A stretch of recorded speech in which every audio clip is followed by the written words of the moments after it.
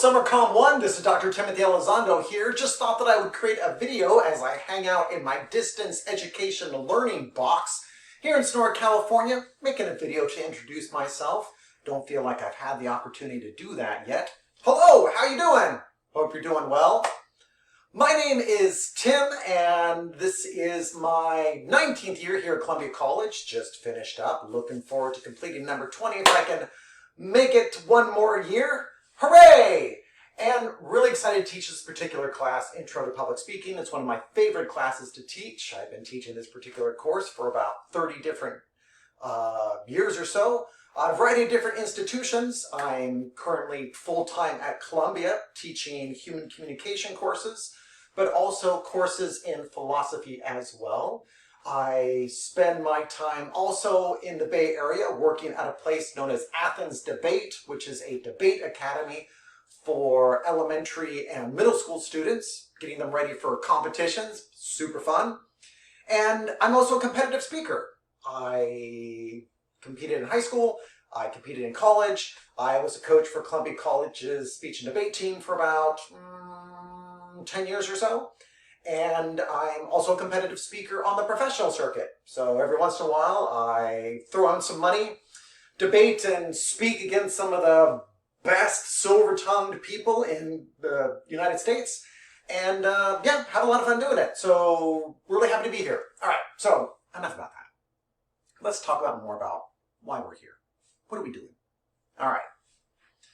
So this particular course is a course that is offered across the United States, and generally speaking, it's the exact same course wherever you take it. And it's a course where the object of the course is to learn how to research, organize, and deliver an academic speech. And I say that because an academic speech is kind of a really specific kind of thing, right? It has particular standards regarding evidence. It has a particular way of being organized. It has a particular structure to it, where there's an intro, there's a body, and in the body there's points, there's a conclusion, but also the introduction has different parts to it, the conclusion has different parts to it. So it's a structured sequence of rhetorical moves, which is very different than TED Talks, or let's say something you might see on YouTube or social media, or a stand-up comedy routine, or a business presentation, or a sermon. Right. There are similarities between academic speeches and these other types, but there are some really key differences. All right. And I think the trick is to, I think, or a sense maybe the idea behind it is that if students learn kind of the different rhetorical moves and the structure of an academic speech, and also the delivery techniques of an academic speech, they can then bring those to the other realms in a way that doesn't necessarily work the other way. Okay? So ultimately, the goal is to also help you increase your communication competency, which is really just a fancy theoretical idea for becoming a more strategic communicator. All right. So in that context, this particular class is 7 weeks long, and you might be thinking to yourself, hey, that's fantastic. Usually it's 16 weeks long. I only have to do half the stuff. But actually, it doesn't really work that way. The way this course is designed, when I went to my bosses and I was like, all right, how do I design this course? The idea I walked away with was, you take a pizza, and it's not like you just have to eat half the pizza, but instead, you take a 16-week pizza, and you fold it in on your sick self, and you try to shove all of that in your mouth in 7 weeks. So it's a more condensed, denser version of the course, which is why sometimes particular modules might seem full of assignments because we're cramming a lot of things into the 7 weeks. All in an attempt to build towards two particular major speeches, is what I call them. There's an informative speech and also a persuasive speech. Let's talk about the informative speech. Informative speech is a 4 to 6 minute speech. It's going to be delivered over Flipgrid, where the object of the speech is for a speaker to choose a subject, develop a thesis from that subject, and then deliver a 4 to 6 minute speech where they inform the audience about the thesis. So starting next week, I've started inserting some videos where I write an informative speech, so you can also see my writing process. And here's an example. My topic is Dungeons and Dragons. But I can't give a speech about all of Dungeons and Dragons, it's too big. So I narrow it down using what's called a specific purpose, and you'll find that I write an informative speech about the relationship that playing Dungeons and Dragons has to the development of student success.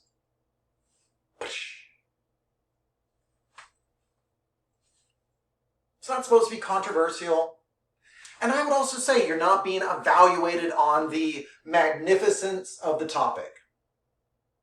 So other ideas that I might suggest, I know that I've got speeches such as, to inform my audience about the process of making a 7-layer nacho surprise.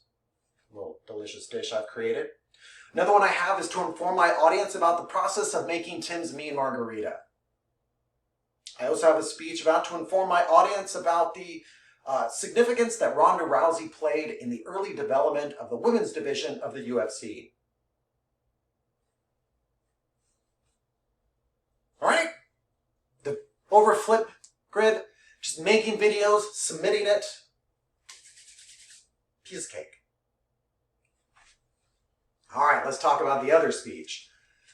At the end of 7 weeks, we're going to be delivering a speech over Zoom, live mediated communication. Where here, it's a 6 to 8 minute speech, a persuasive speech, but it's a persuasive speech of policy. See, there's different kinds of persuasive speeches.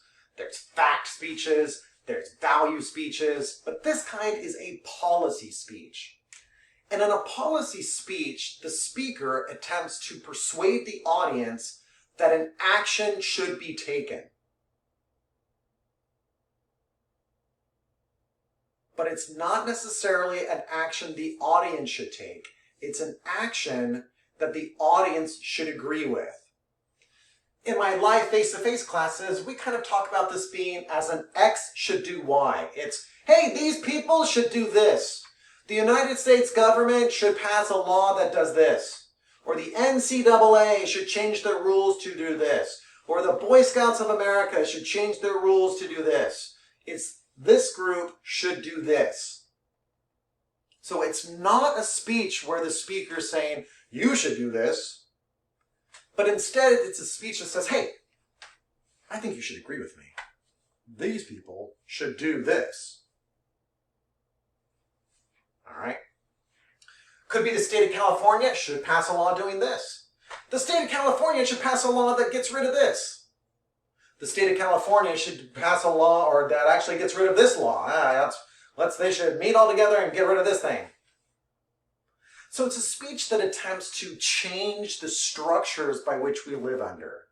And usually, it's to add a law or get rid of a law. But I'd also say you could modify a law. That will be over Zoom, week 7. We're currently in week 2. Week 5, we'll have our opportunity to sign up for particular times and days for you to show up week 7 and give your speech. So you don't have to show up at every single session. You're just going to sign up for one session. Like Tuesday at 2. And then Tuesday, week 7, zoop. You zoom in. There's a couple other students and myself there. We watch your speech. We become persuaded. Zoom out. We're done. How's that sound? Yeah. And I think really the assignments really just kind of built towards that. So because we're in a 7-week course, there are going to be times where the assignments somewhat overlap. You might be being asked to be working on your informative speech and be part of the process of the writing process, where there's also going to be assignments that are asking you to be working on your persuasive speech in the idea component, right? Because the textbook is going to have a really specific sequence of how we write our speech. It's going to say, all right, so you think about the audience and pick a topic, and then you research it a little bit, and then you find a specific purpose, and then you research it again, and then you start organizing the speech, and then you write the body of the speech, and then you write the introduction, and then you work on the conclusion, and then you find a visual aid, and then you start thinking about delivery, and you, right? So there's going to be steps. So for the informative speech, you might be here step 8, and for the persuasive speech, you might be, say, it's step 3. So there is going to be some sort of overlap. So I just keep that in mind because sometimes students do get confused. Along the way, there's going to be extra credit that's hidden throughout the course. I am a video game player. Currently, I'm playing Age of Wonders 4, and I like putting extra credit, a little bit here, some there, in order to reward students who digest all the information. For example, in this particular video, I might say, hey, if you're watching this right now, if you put in the Q&A cafe a recommendation of what I should be doing instead of playing video games, put it in the Q&A cafe, and if you do, during week 2, I will give you 5 extra credit points. You see, I think that's just kind of helpful because you get 5 extra credit points, I get some tips of what I should be doing instead of playing video games, helps with your assignment, it rewards you for watching this particular video. It's win-win. How's that sound? All right. So that is the course. If you have, that is also me. If you have any questions, feel free to let me know. I'm zooming around Sonora, zooming around the Bay Area, working at Athens Debate, but I always have my laptop. I can always check things. I can't promise that I am great at immediately getting back to you because sometimes I'm stuck in traffic in San Jose, but I'm doing my best and hope all is well, and I look forward to working with you. All right?